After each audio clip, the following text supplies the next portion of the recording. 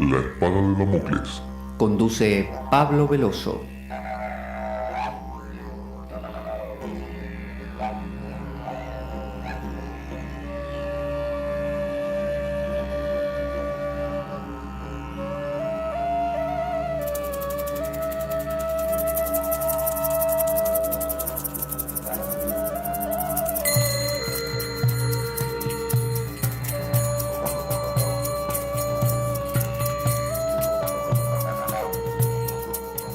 Tal como lo cortés no quita lo valiente, así lo hilarante no quita lo profundo. Y dado que la vida es un juego, aquí comienza La Espada de Damocles. La ficción más real que puedas concebir. La Espada de Damocles es un programa que por mera falta de objetividad cree ser diferente. Personajes mitológicos salidos de los más profundos avernos. Leyendas escabrosas y sin sentido.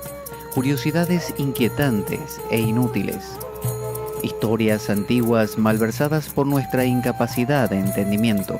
Y cuentos carentes de profundo significado. También pretenderemos sin el menor éxito entender al ser humano en toda su dimensión. En suma, si quieres desperdiciar tu vida, aquí comienza La espada de Damocles, la ficción más real que puedas concebir.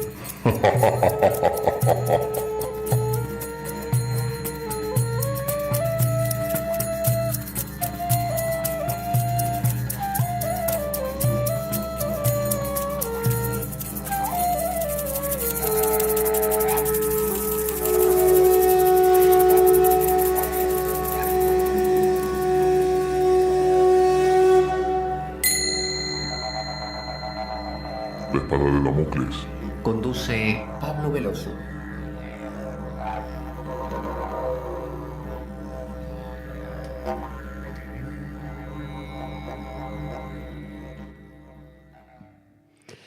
Buenas a todos, aquí estamos en La Espada de Damocles. ¿Quién les habla? Pablo Veloso. Vamos a comenzar un recorrido, una saga, probablemente de varios programas que van a versar sobre un método, un modo de abordar la vida para evitar toda clase de infelicidades. Es decir, vamos a abordar. Abordar sería un imperativo en castellano tipo español. Así que vamos a abordar un recorrido sobre una tradición muy antigua. Y esta tradición es el estoicismo. El estoicismo puede sonarnos a clase de filosofía del colegio y aburrirnos un poco.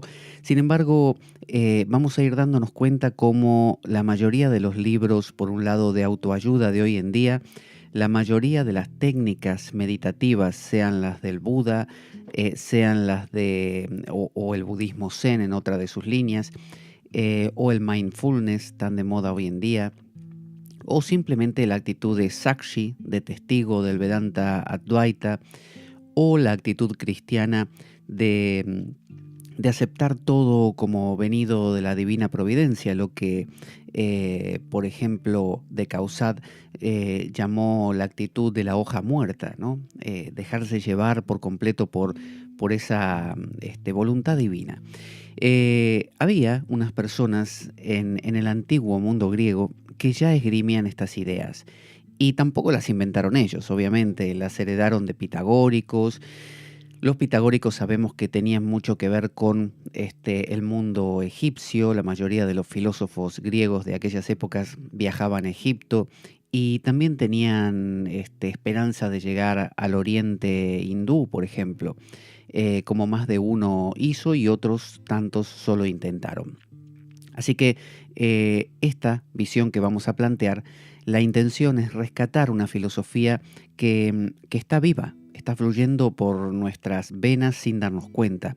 Y le estamos poniendo otros nombres, la estamos llamando, como digo, mindfulness, o estamos tomando prestada esta técnica y estos modos desde el oriente hindú, y de repente no nos damos cuenta que detrás del ropaje cristiano, detrás del ropaje hindú, detrás del ropaje budista, circula el mismo estoicismo de siempre. ¿Y qué quiero decir con estoicismo? Bueno, la escuela estoica fue una escuela que nació con Zenón de Sitio. Había un Zenón que era el Zenón de Elea, el de las aporías, ¿no? El de Aquiles y la tortuga y todas estas cosas. Un tipo que le gustaba plantear enigmas. Este era otro. Este era Zenón de Sitio, ¿no? Cuando a él le preguntaban, Zenón, ¿de qué sitio sos vos? él respondía, soy Zenón de Sitio. Sí, sí, pero ¿de qué sitio? De Sitio. Pero sitio, ¿en dónde? Sitio es un lugar, ¿en qué lugar? En Sitio, se llama Sitio, nena, sí. Ah, Solo que Sitio con C, ¿no? Aquí un español lo diría sitio. Entonces es Zenón de Sitio. Así. A mí no me sale. Entonces, en el 310 a.C., esa fue una época de mucho movimiento. Fue lo último de la filosofía, el último coletazo de la filosofía griega, antes de la época netamente cristiana y luego la destrucción, básicamente, de todo el mundo que llamamos clásico. Pero en esa época todavía había estas escuelas que ya se estaban convirtiendo en escuelas más prácticas, ¿no? Menos místicas y más prácticas, más dedicadas a lo que llamamos el ethos, es decir, la ética. Y la ética no significa simplemente portarse bien, tener ética. Ética significa, o el ethos significa un hacer, ¿no? Hago algo que realmente produce un resultado y es el resultado deseado, ¿no? La paz mental y cosas por el estilo. Entonces son escuelas más centradas en qué hacer más que en filosofar acerca de si Dios existe y qué cara tiene.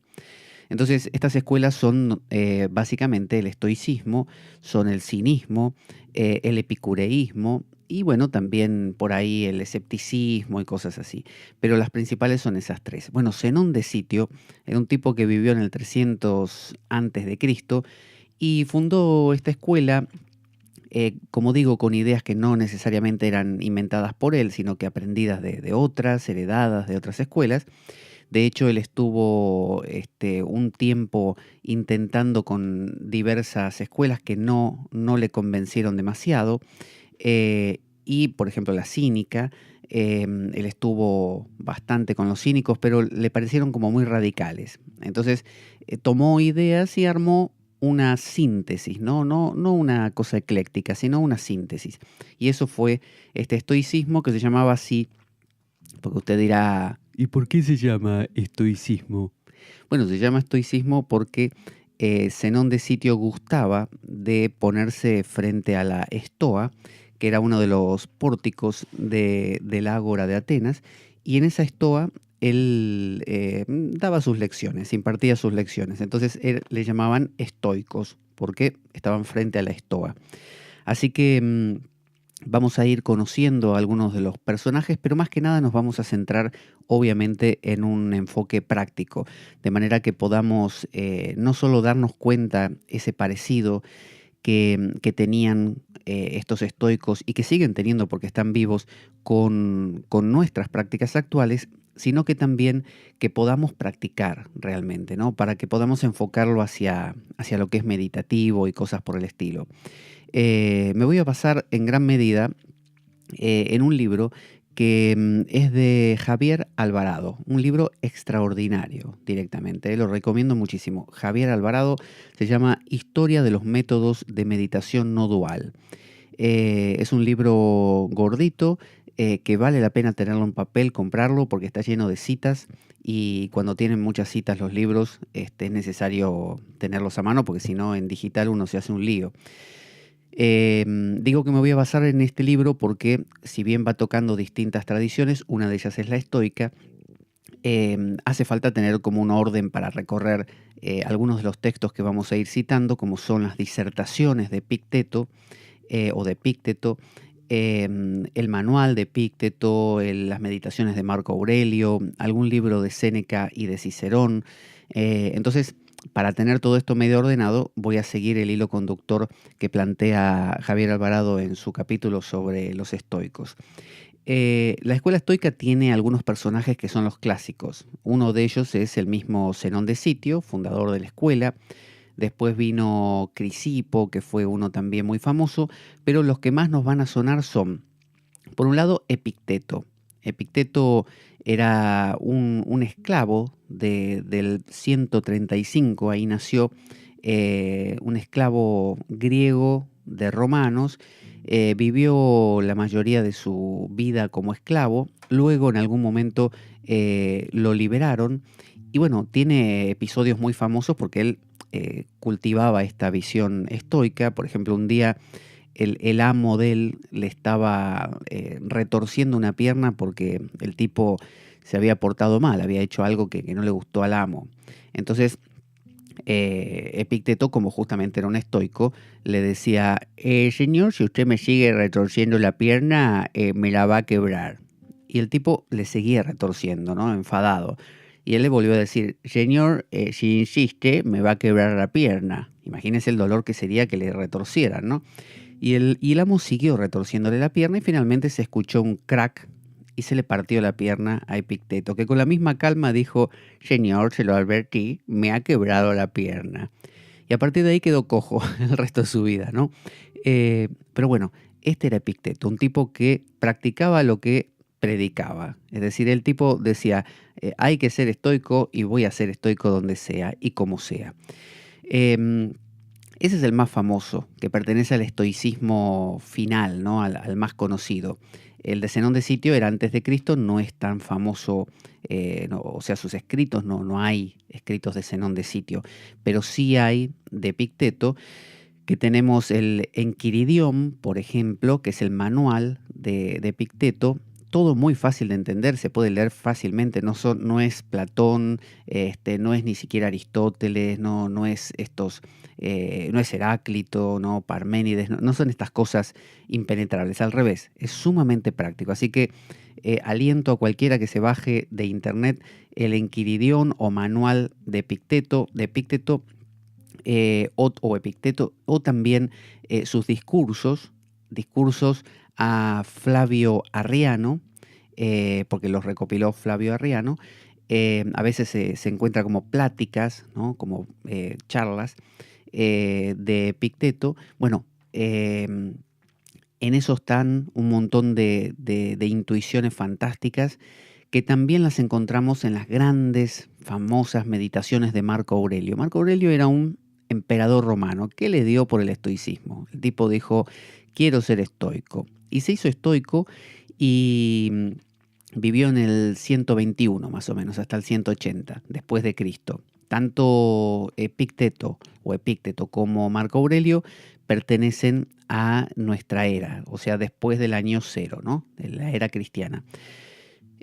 Marco Aurelio, ¿sabe dónde lo ve claramente? En la película Gladiador, que aparece uno medio anciano, que dura poco en la película porque lo mata su hijo Cómodo, que vio más cómodo matarlo justamente. Bueno, este Cómodo fue el que en la película lo mata y el que intenta matarlo al gladiador durante toda la película y ahí se produce toda la situación. Bueno, este emperador que vimos ahí, tan sabio, era Marco Aurelio, que tuvo un hijo todo lo contrario, ¿no? Le salió un desastre, pero ese era Marco Aurelio. Tiene unas meditaciones que le vuelvo a repetir, no necesita usted haber leído nada de filosofía, se las lee y son como aforismos, están divididas, cada una por tema, por verso, por número. Entonces son súper prácticas, hablan de cosas cotidianas. Los estoicos nunca se van por el tema metafísico, nunca se va a encontrar que está lleno de mitologías o palabras raras, es todo muy simple. Entonces Marco Aurelio, Epicteto, ahí lo tenemos, o Epicteto, ahí lo tenemos al clásico. Luego tenemos dos que son muy conocidos también, que es Séneca. Séneca nació en Córdoba, muy famoso por eso, en la Córdoba de la Hispania, en ese momento, en Roma. Nació en el 65 después de Cristo. Nació en Córdoba, o Córdoba, ¿no? Como se le decía en esa época. Y bueno, los españoles lo reivindican como que es su filósofo antiguo más famoso, ¿no? Séneca. Y era un estoico también. Así que él también escribió no tan... Séneca y Cicerón, por ejemplo, no son tan concisos como pueden ser Marco Aurelio y Epicteto, porque quizá ellos, por ser más antiguos, eran más acotados a la hora de escribir. En el caso de Cicerón y Séneca desarrollan más, pero igualmente siguen siendo muy entendibles. Cicerón entonces nació en el 106 antes de Cristo, eh, no, después de Cristo, perdón, después de Cristo, eh, y no, antes de Cristo, estoy haciendo lío. Cicerón vivió antes de Cristo y fue un romano, un jurista, un filósofo, un orador, también estoico. Así que ahí tenemos a Zenón de Sitio, el fundador, tenemos a Crisipo, tenemos a Séneca, tenemos a Cicerón, tenemos a Marco Aurelio y tenemos a Epicteto. Estos son los super amigos. Con todos estos vamos a iniciar aquí nuestro viaje del conocimiento. Vamos a adentrarnos en la filosofía que proponían los estoicos y vamos a ver lo práctica que es y lo mucho que nos va a ayudar a equilibrar el lío que tenemos en el coco, en la cabeza. El estoicismo, ¿qué preconiza? Yo le voy a decir la frase clave que resume todo el estoicismo y si quiere aquí corta el programa y se va a dormir. Fíjese, la frase es esta. No es el hecho lo que te perturba, sino la interpretación que haces del hecho, papá. Esa frase con el papá final, es eso de los estoicos. Bueno, es una paráfrasis, yo jugué con las palabras. Lo que quiero decir es que más o menos en una frase como esa se puede resumir la filosofía estoica. Es decir, los estoicos pensaban que el mundo tal como es normalmente no lo vemos, sino que vivimos en un mundo de interpretaciones. Nosotros interpretamos lo que pasa, lo interpretamos mal, es decir, hacemos interpretaciones complicadas. Por ejemplo, no sé, me duele un pie y empiezo a pensar que el mundo se me acaba, que es lo peor que me puede pasar, que ahora no voy a poder esto y lo otro, que por qué a mí. Bueno, esa clase de pensamientos, que usted los conoce porque los vive todos los días y que se aplica a todo, se aplica no solamente a un dolor, sino que se aplica a un traspié económico, se aplica a situaciones de vida. Bueno, todo eso para ellos es una distorsión de la realidad. Y usted se preguntará, ¿cuál es la realidad entonces? O sea, si el hecho no me perturba y son las interpretaciones, ¿qué es el hecho en sí? Yo quiero conectarme con la realidad tal como es, no con mi interpretación que me trae dolor. Bueno, ellos tienen todo un modo, un método para llegar a lo que ellos llamaban una visión racional, pero no la razón como la entendemos hoy, que es la razón de la cabeza, digamos, pensar, ¿no? Pensamientos claros y analíticos y no el corazón, por ejemplo. No, no, no.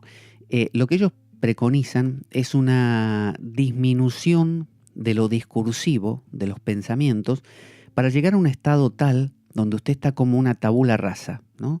Ellos hablaban mucho de esto de volver a esa pizarra en blanco antes de que usted le escriba palabras como, por ejemplo, no sirvo para nada yo. Yo vine acá para sufrir. El mundo me odia a mí. Todo me sale mal. En vez de ponerle esas frases, volver atrás, ¿no? Todos esos hábitos que usted se formó basados en ideas equivocadas, como esas que acabo de citar, van generando una maraña de posicionamientos ante la vida que todos generan en general dolor, ¿no? Muy parecido a lo que el Buda decía. El Buda decía, la vida es sufrimiento, o sea, eso es lo que nos pasa. La razón por la que eso nos pasa es porque deseamos. Por lo tanto, dejar de desear sería la solución y para dejar de desear hay que seguir el óctuple noble sendero del Buda en el momento en el cual él hacía propaganda a su propio método. Esto es igual. Los estoicos decían como el Buda, diagnosticaban la enfermedad, decían la vida es sufrimiento, es decir, tenemos problemas. Eso lo notamos cualquiera de nosotros. Nuestra vida mental y emocional no es estable, está llena de líos y de complicaciones. Enseguida, la razón, ¿cuál es la causa? Bueno, el Buda decía, la causa es el deseo, la sed, ¿no? Quiero más, quiero más, quiero más. por un posicionamiento equivocado. Pero bueno, ese es el problema, quiero más. Los estoicos decían lo mismo, el deseo cosas y por eso deseo ser feliz, deseo que me quieran, deseo tener un cuerpo sano, deseo. Eso decían los estoicos y el Buda también y tantas culturas, es el problema. Ahora, ¿cuál es la solución? Decía el Buda, eliminemos la causa de la enfermedad. La enfermedad es el sufrimiento, la causa es el deseo. Eliminando el deseo, se elimina el sufrimiento. Esa es la solución, ¿no? Los estoicos decían lo mismo, hay que eliminar el deseo, ¿no? Un deseo causado por posicionamientos equivocados, por pensamientos equivocados. Por ejemplo, si yo creo que para ser feliz tengo que tener un cuerpo sano, voy a desear un cuerpo sano y la vida me va a mostrar una y otra vez que es imposible, con lo cual voy a sufrir siempre. Entonces el problema no está en tener un cuerpo sano, está en tener una búsqueda de cosas posibles y no imposibles. Entonces el Buda proponía, sigan el óctuple sendero de quién, de Moi, del Buda. Mientras que los estoicos también tenían un método, un modo, porque decían, todo esto no se puede deshacer por el toque de un dios, necesita una práctica. Bueno, tenemos una práctica, decían los estoicos. Es más, nuestra filosofía es toda práctica. Si vamos al Buda decía lo mismo.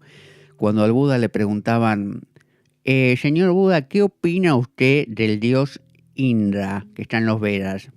Y el Buda respondía así. Es decir, no respondía, con el silencio. Es decir, los estoicos hacían lo mismo, no tenían este interés en elucubrar si Dios tenía cara de no sé qué, si se había Zeus casado con no sé, no les importaba, no les importaba. Para ellos el tema era simple. Entonces, el óctuple sendero del Buda se equivalía, en este caso, se equivale con el sistema estoico de prácticas.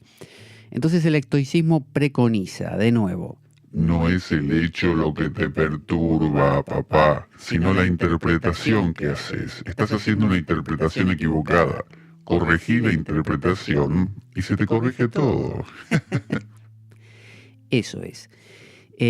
Parecido a lo que decía nuestro amigo Nietzsche, que decía no existen hechos, sino interpretaciones. Eso decía Nietzsche. Y si las interpretaciones que estás haciendo no son correctas, no vas a estar viendo los hechos, o por lo menos no los vas a estar viendo de una manera armoniosa y vas a tener 1000 problemas. Cambia la interpretación, papá. Entonces, para los estoicos la filosofía es concreta, empírica. Mayormente es, como dijimos, ethos, ¿no? Una forma de vida, es ética. O sea, cuando a un estoico uno le habla de filosofía, el estoico no entiende. Vamos a estudiar la historia de la filosofía, qué contó Platón, qué dijo Aristóteles, no sé, Heráclito, Parménides, ahora recientemente más Kant, que no sé, Heidegger, Nietzsche. No. Nada de opiniones acerca de las opiniones y acerca de las opiniones. No, es concreto. ¿Te duele? Sí. ¿Tenés un problema? Sí. ¿Cómo lo solucionamos? ¿No? Primero, ¿cuál es la causa? Tal, vale. ¿Cómo lo arreglamos? Así, hagámoslo. Este es el método. Es el mismo sistema cuádruple del Buda.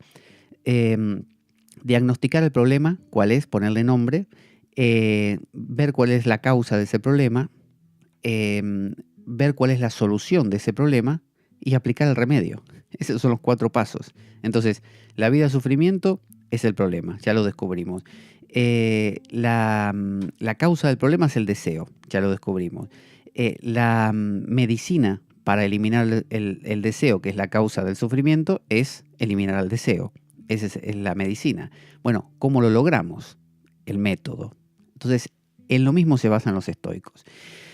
Entonces, por ser ethos, una práctica, o sea, por ser prácticos, es compatible con todo tipo de filosofía. Por eso los estoicos cayeron muy bien, por ejemplo, con los cristianos. O sea, cualquiera se podía volver estoico.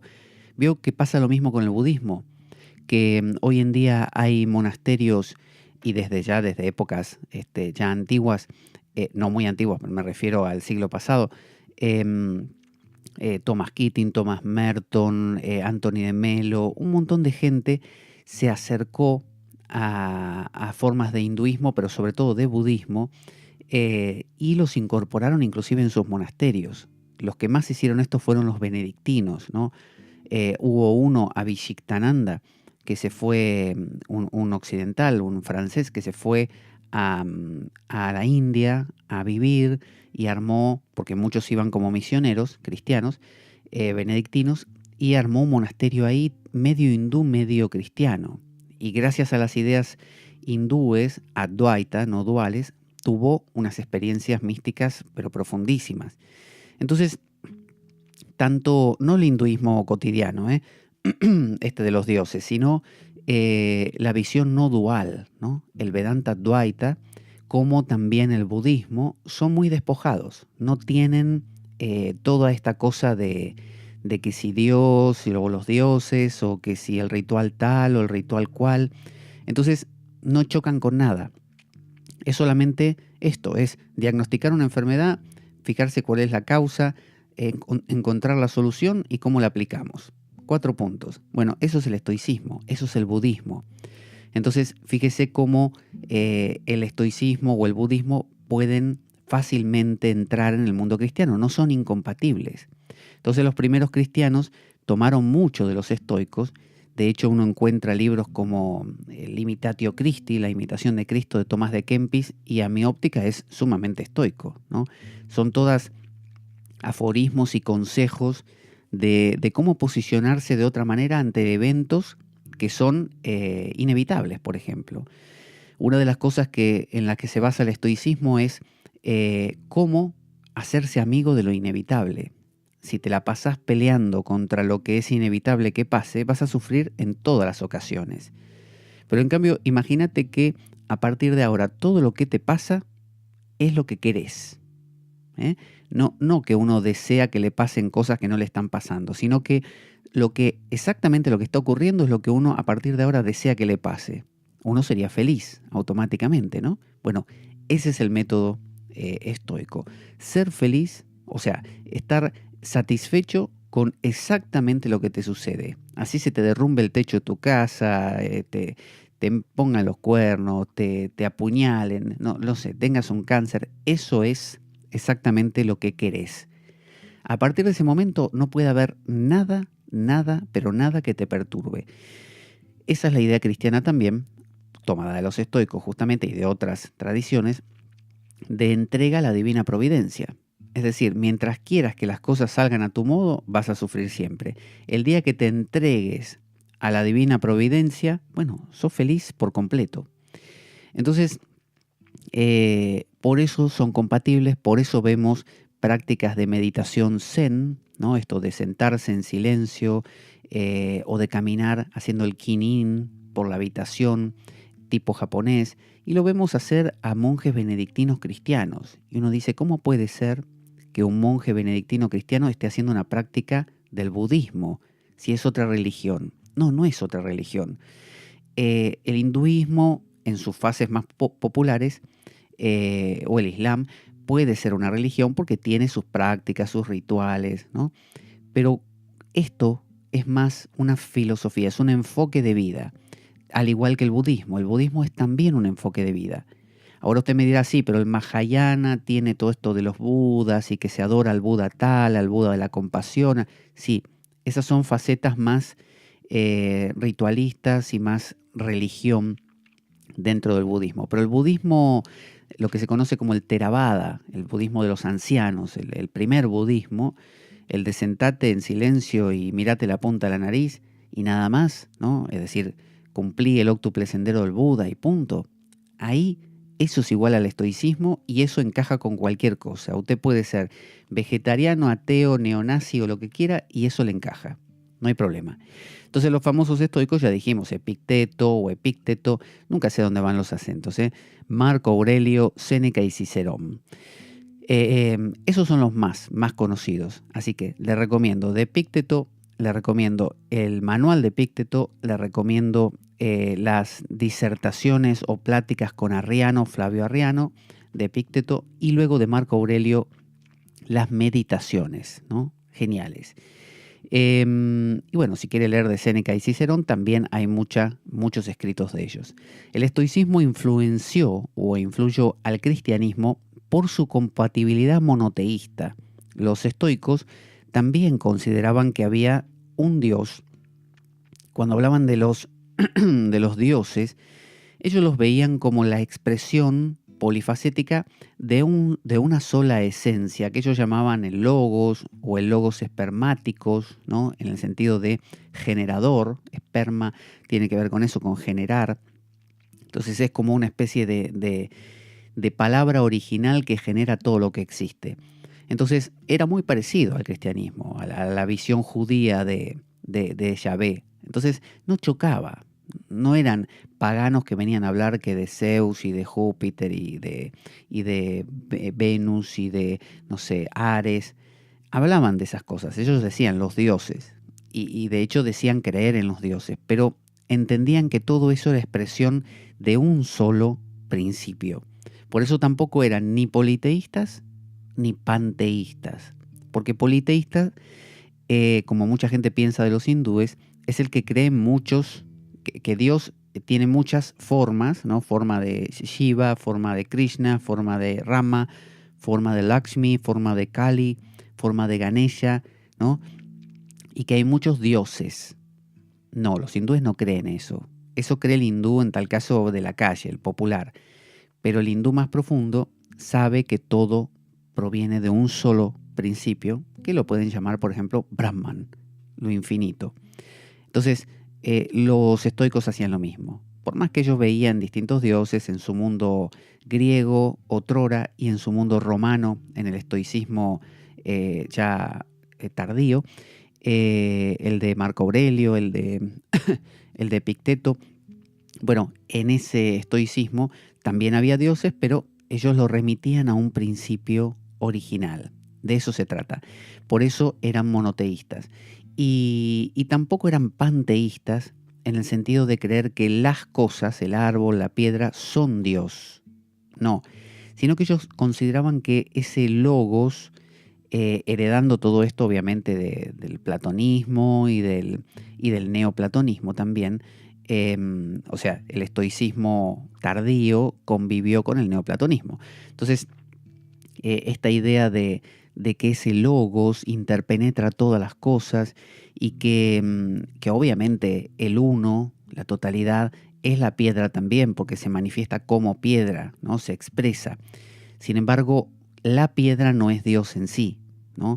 Dios está en la piedra, se expresa a través de la piedra, ¿no? Pero la piedra en sí no es Dios, por eso no eran politeístas tampoco. Y los estoicos, fíjese, eran como medio iconoclastas, es decir, se oponían a las representaciones de los dioses. Ellos no querían engancharse con todo este tema de que si Ganesha tenía un colmillo roto o no, que si la trompa doblaba para la derecha o para la izquierda.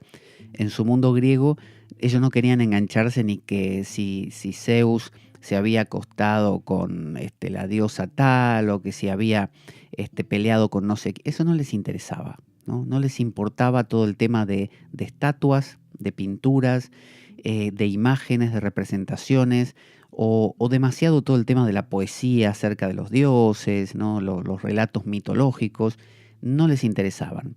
Parecido al movimiento del protestantismo, dentro del cristianismo, que fue iconoclasta, que luchó contra las representaciones de Dios, ¿no? Mientras que el mundo católico tenía santos para regalar, ¿no? De todos los colores, y que la gente tenía muchas pinturas y esculturas, estatuas, de todo. Bueno, es obvio que el catolicismo no es que piense que en las estatuas está Dios. En la figura del santo, no sé, San José, no está San José, porque si no sería panteísmo. Lo que piensan es que esa figura representa a San José, que es un principio que en tal caso flota por ahí, que está metido en todas las cosas. Esa es la idea que tenían los estoicos también. Por lo tanto, si bien podían tener estatuas o pinturas o lo que fuera, no les daban importancia. O sea que no era que andaban destruyendo estatuas como los iconoclastas ingleses, protestantes, no. Pero no no les interesaba generar demasiado barroquismo de imágenes, ¿no? Esto lo podemos aplicar a nuestra vida. A veces nos empezamos a enganchar con demasiados dioses, ¿no? Demasiados dioses significa demasiados nombres que le ponemos a las cosas, pormenores, y entramos en lo que John Baudrillard decía y que se refleja en la película Matrix, la hiperrealidad, donde hemos aprendido la palabra, no sé, que aparece en el manual de psiquiatría o la expresión síndrome de, no sé, TOC, ¿no? Trastorno obsesivo compulsivo. Y después escribimos un libro acerca del TOC, ¿no? Y después escribimos un libro acerca del libro que se escribió acerca del TOC. Y después escribimos un libro acerca del libro acerca del libro. Y llega un punto que nos olvidamos que TOC fue una manera de explicar algo, ¿no? Ya lo tomamos como una realidad porque se escribieron tantas cosas sobre eso que ya es real. Entonces, contra esto se prevenían los estoicos volviendo a lo simple. Al estilo yankee, esta cosa de keep it simple, manténlo simple, no lo compliques. Bueno, eso hacían los estoicos. Vamos a escuchar un audio pequeñito que nos cuenta cómo colaborar con nuestro programa y ahora le cuento qué decían los estoicos acerca de justamente la excesiva proliferación de imágenes, pero en sus propias palabras. Ahí va.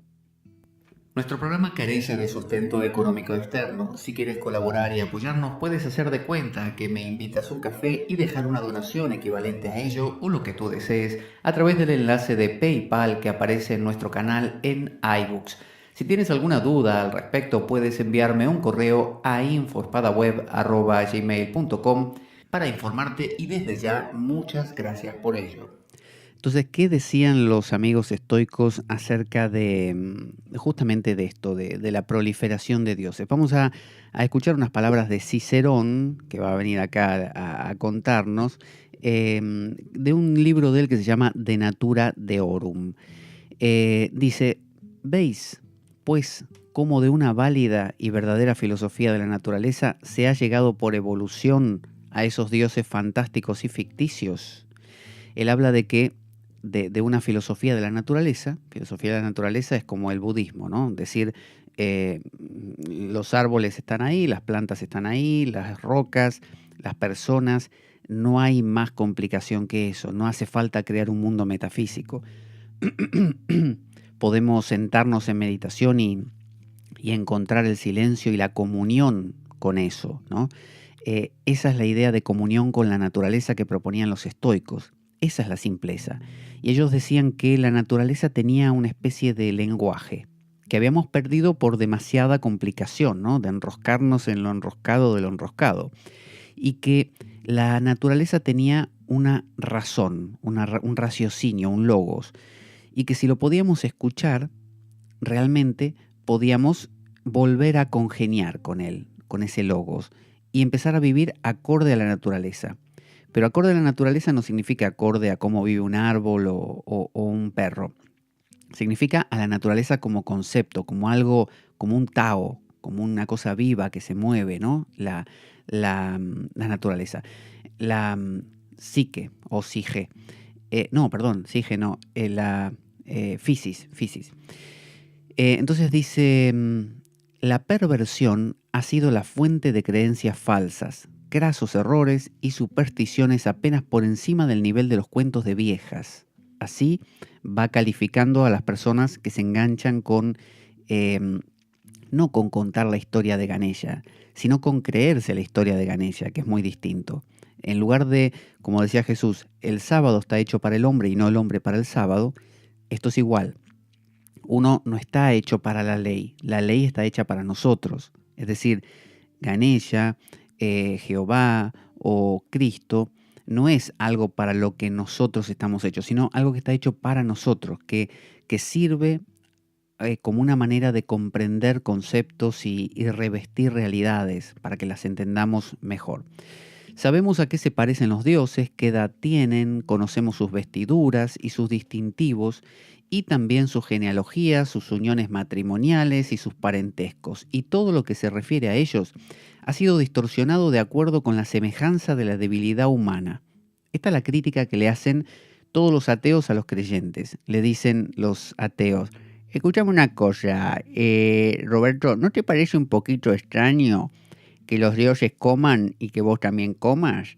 Que los dioses tengan cabeza y vos tengas cabeza. O que tu Dios se enfade y vos también te enfadas. ¿No te parece un poquito parecido? ¿No te dice nada? Bueno, los ateos suelen criticar a los creyentes diciéndoles que han creado dioses a medida, que es propio de la debilidad humana, lo que está diciendo aquí el amigo Cicerón. Dice, aparecen en escena incluso con sus ánimos turbados por las pasiones, es decir, aparecen dioses enfadados, como Jehová que se enfada con el mundo y trae el diluvio, o quema Sodoma y Gomorra, o Zeus o Afrodita que también se enfada o se enamora. Oímos hablar en efecto, dice, de sus enamoramientos, de sus aflicciones, de sus iras, según los mitos. No faltaron entre ellos guerras y batallas, y esto no solamente cuando, como ocurre en Homero, dos ejércitos están en lucha y los dioses toman sus posiciones en uno u otro e intervienen en su ayuda, sino que de hecho sostuvieron también sus propias guerras. Por ejemplo, con los titanes y con los gigantes. ¿Se acuerda que los titanes pelearon del lado de Saturno, de Cronos, pelearon contra Zeus, Hades y bueno, todos los que se había comido Saturno, Cronos, y ganó Zeus, ¿no? Y quedó Zeus, por eso Neptuno y Hades y todos los dioses olímpicos, y a Cronos lo vencieron y lo desterraron. Entonces, estas leyendas y estas creencias, dice el amigo Cicerón, están llenas de necedad y están llenas de insensateces y absurdos de todas clases. Sí, es totalmente absurdo. Estas historias son absurdas, pero no están hechas para creerlas. Lo que está diciendo aquí Cicerón no es descartemos estas historias. Lo que está diciendo es, si te sirven como fuente de comprensión, de representación de realidades, genial. Es el sentido alegórico, ¿no? Si ves a Sodoma y Gomorra como una alegoría de algo que nos pasa interiormente, genial. Pero si vos crees que está pasando externamente porque Dios se enojó, en realidad estás proyectando tus propias emociones en una deidad más grande que vos y te estás imaginando a vos magnificado, ¿no? Pero aún rechazando, dice, estos mitos con desprecio, podremos, sin embargo, comprender la personalidad y la naturaleza de las divinidades que llenan la naturaleza de los diversos elementos.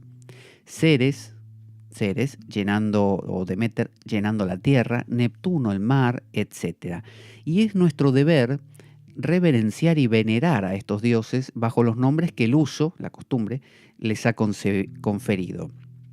Es decir, no está diciendo, ¿se da cuenta? Rechacemos todo esto porque es una taradez y listo. No, rechacemos engancharnos en esos barroquismos de que si Jesús entonces le dijo porque el otro entonces debía decirle y por eso es que, y que si Jesús sintió o no sintió dolor en la cruz. Es decir, esas relatividades tan pequeñas, esas minucias, recomienda a nuestro amigo Cicerón descartarlas. Pero dice, pero quedémonos con la naturaleza de las divinidades, la personalidad y naturaleza, Ceres llenando la tierra, Neptuno, es decir, quedémonos con algo esencial, propone él. No perdamos el sentido de la trascendencia, ¿no? De descubrir que así como están las hormigas y más abajo los unicelulares y por arriba, no sé, los mamíferos y así, bueno, también hay seres en un sentido más relativo, más vago, seres que son más grandes que nosotros, como por ejemplo diría Jung, lo inconsciente colectivo, ¿no? Una especie de exocerebro, como decía el científico Roger Bartra, ¿no? Una especie de mente colectiva que asume distintas formas, o también llamado egregor, ¿no? O egregores, distintas formas, como nubarrones que andan ahí por encima de la humanidad. Bueno, esas mentes colectivas son estos dioses, y es nuestro deber reverenciar y venerar a estos dioses bajo los nombres que el uso le ha conferido. O sea que si yo vivo en una cultura que es cristiana, lo venero como Cristo, y lo reverencio, pero no creyéndolo como algo externo a mí, como algo que tiene mis propias emociones. Eso es lo que aclara aquí Cicerón. Pero el mejor y el más puro, el más santo y el más piadoso modo de dar culto a los dioses es siempre venerarlos con pureza, sinceridad e inocencia, tanto de pensamiento como de palabra, dice. Pues la religión ha sido distinguida de la superstición, no solamente por los filósofos, ¿no? Recordemos que para los estoicos un filósofo es un tipo práctico, no es el que sueña con mundos trascendentales, sino también por nuestros antepasados. Dice, las personas que pasan los días enteros en la plegaria y los sacrificios para asegurar que sus hijos sobrevivan, ¿no?, a la muerte, han sido llamadas supersticiones. Y él aclara, esto viene de superstes, superviviente. Y la palabra fue adquiriendo con el tiempo un significado más amplio. Por otra parte, los que revisaron cuidadosamente y, por así decir, releyeron todo el saber ritual fueron llamados religiosos, de relegere, releer, de la misma manera que se dice elegante de eligere, elegir, diligente de diligere, amar o cuidarse de, o inteligente de intelligere, entender. Todas estas palabras contienen, en efecto, dice, el mismo sentido de elegir o escoger, que se halla presente en religioso. De aquí los términos supersticioso y religioso pasaron a ser términos de censura y aprobación respectivamente. Y creo haber dicho ya bastante, dice el amigo Cicerón, para probar la existencia, para probar de los dioses y su naturaleza. Entonces, él no dice los dioses no existen, o Yahvé no existe, o en la cultura que usted esté, ¿no? o el Buda como principio trascendente no existe. No. Usted siga con sus mantras, siga con su Buda, siga con su Cristo y su Virgen María. Está bien. Lo que dice es, date cuenta que es una representación, es una manera de explicar algo que es esencial, ¿no? Es un discurso que explica algo que está más profundo. No te lo pierdas, eso es lo que dice. Entonces la visión estoica de Dios era concreta, era plana, espiritual. Por eso ellos no se iban por las ramas. Mire lo que dice Epícteto en sus disertaciones a Flavio Arriano, ¿no?, a su discípulo, acerca de cómo se podrían obtener las consecuencias de que la divinidad sea padre de los hombres. Dice, de esto dice Epícteto, ¿no? Si uno pudiera captar con justeza este pensamiento, el de que todos en última instancia procedemos de la divinidad y que la divinidad es el padre de los dioses y los hombres, creo que nadie tendría ningún pensamiento innoble o miserable acerca de sí mismo. Porque si el César te adoptara, dice Epicteto, el que era esclavo, ¿se acuerda? Al que le rompieron la pierna, nadie te sostendría la mirada. O sea, si el César te adopta como hijo, todos te van a tener miedo. ¿Y no has de estar orgulloso siendo que eres hijo de Zeus? Pero en realidad no lo hacemos, sino que dado que en nuestro origen se mezclan estas dos cosas, por un lado el cuerpo, común con los animales, y por otro la razón y el pensamiento, comunes con los dioses, unos se inclinan hacia aquel parentesco desdichado y mortal, y solo unos pocos hacia el parentesco divino y bienaventurado. Te está diciendo que conviven en nosotros dos naturalezas. Una que tiende hacia el soma, hacia el cuerpo, ¿no?, y hacia el alma, psique, ¿no?, o psique. El alma es nuestros pensamientos, nuestras emociones, nuestras preocupaciones, ¿no?, nuestros impulsos, pasiones, todo eso. Entonces, esa realidad existe, pero existe otra dimensión llamada por los estoicos el hegemonicón, ¿no?, que es el espíritu, ¿no?, lo profundo, que el espíritu no es ni mío ni tuyo, es el espíritu, ¿no? Es como una cosa genérica, no es mi espíritu. Uno puede decir mi alma, que es Pablo Veloso, con sus emociones, con su memoria, con su pasado, eso es el alma. Y este cuerpo es el que tengo. Pero el hegemonicón, el espíritu, no es ni mío ni tuyo, es lo espiritual. Es como decir, no, mi inconsciente, es lo inconsciente. Esa es la manera más clara de explicarlo. Lo inconsciente. Cuando yo toco lo inconsciente, me abro a lo inconsciente, me abro a lo inconsciente único, al único que existe, ¿no?, que justamente no tiene forma, no tiene esa misma forma que puedo tocar como mis emociones, mis pensamientos, mi alma, mi psique.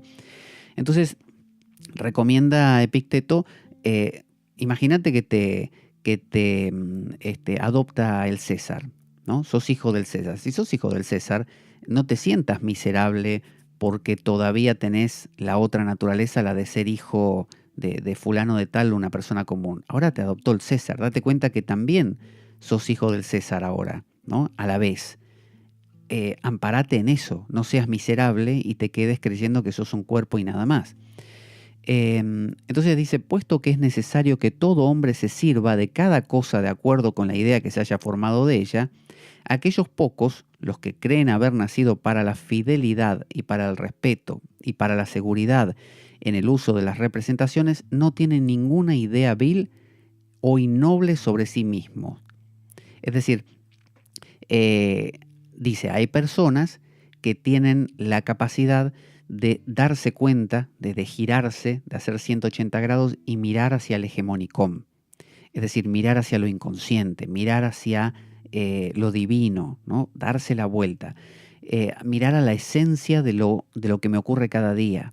Y otra gente que no, dice. Otra gente que está enganchada, solamente tiene mirada para el alma, sus preocupaciones y para su cuerpo. Esa gente, dice, vive una vida miserable. Pero los que se giran y se dan cuenta, no, momento, me adoptó el César, que no me enteré, me adoptó el César, soy el hijo del César, como cuando en el antiguo Israel se decía hijo de Dios, ¿no?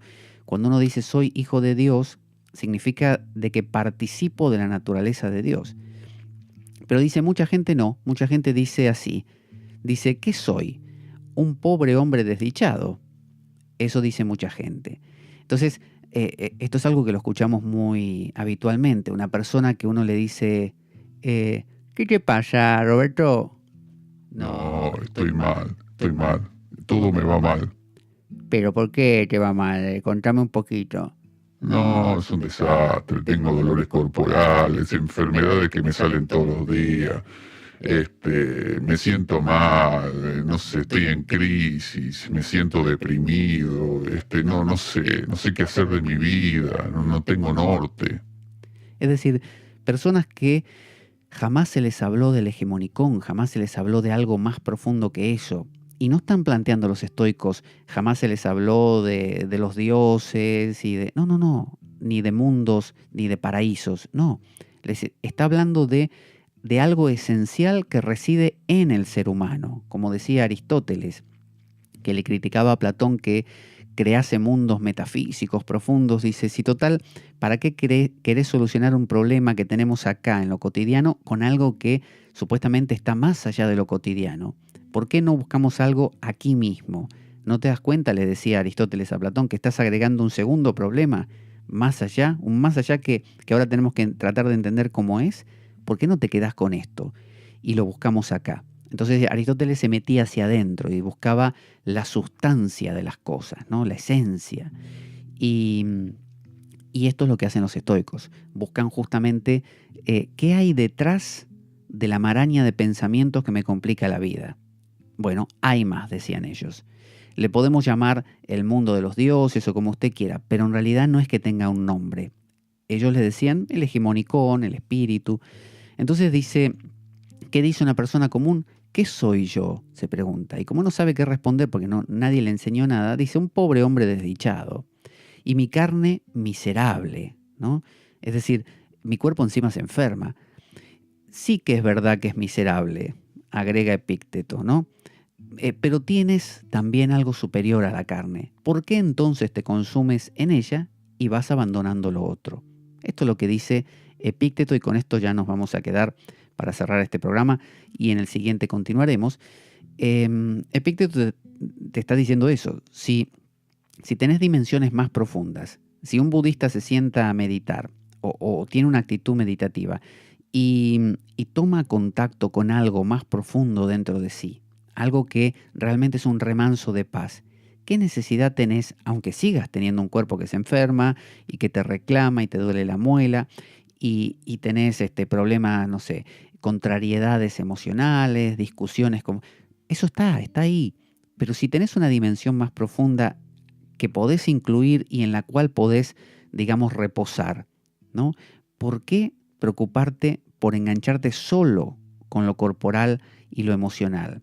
Está diciendo eso Epicteto. Tenés un soma, nadie lo niega, tenés un cuerpo, como todo. Yo también, dice Epicteto, cuando me rompieron la pierna me dolió. Tenés una psique, tenés una mente, una psique. Como yo, cuando me rompieron la pierna me preocupó, me angustió el futuro. Sí, está bien, pero yo tengo un lugar que vos no tenés. Pero no que no lo tenés porque no lo tenés. No lo tenés porque nunca lo miraste. Nadie te enseñó. Yo lo tengo, dice Epicteto o Epicteto. Ese es el hegemónico. Y todo el movimiento estoico busca, a través de lo que ya veremos más adelante, que es el proso o la prosoqué, es justamente la búsqueda de entrar en ese silencio. Le voy a contar cómo descargar nuestros programas grabados. Ahí va. Para descargar nuestros programas grabados, puedes hacerlo a través de nuestra web www.espadaweb.blogspot.com. Puedes comunicarte a través de Twitter, @PabloJVeloso, enviarnos un correo a info@espadaweb@gmail.com, donde puedes contarnos opiniones, preguntas, sugerencias. También puedes participar y sumarte a nuestro grupo de Facebook llamado La Espada de Damocles. Puedes compartir nuestro programa libremente por la red y también subirlo a tus propios canales. Pero sobre todo, ¿sabes qué? No te lo puedes perder. Bueno, estaba la risa de Filemón. Y también le cuento que si quiere, también puedes enviarnos tus preguntas, tus inquietudes, tus comentarios a info@espadaweb.gmail.com, y con todo ello haremos un programa o una serie de programas respondiendo a esas preguntas, ocupándonos justamente de esas temáticas, como una manera de participar en presencia aquí en La Espada de Damocles. No te olvides, info@espadaweb.gmail.com. Así que hasta aquí vamos a ver hoy. Estamos comenzando a recorrer los primeros pasitos aquí de la filosofía estoica para que veamos que no todo está en el Oriente, no todo está en China, no todo está en India, no todo está lejos, sino que la propia filosofía griega, metida en los tuétanos del cristianismo, está aquí, está viva. Y es muy valiosa y sirve y tiene muchas cosas que contarnos, y encima habla nuestro idioma. Es nuestro lenguaje, crecimos con esto. Entonces, leer, yo le recomiendo, si puede leer antes del siguiente programa, algo del manual de Epicteto o de las disertaciones de Epicteto o las meditaciones de Marco Aurelio, o mejor comprárselo en papel, en libro, pero se lo recomiendo muchísimo. Así que vamos a poner nuestra cortina de despedida y nos encontramos en la próxima. Ahí va.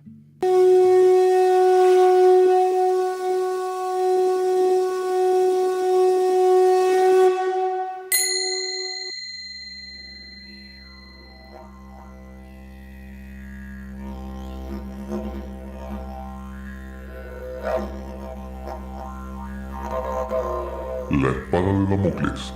Conduce Pablo Veloso.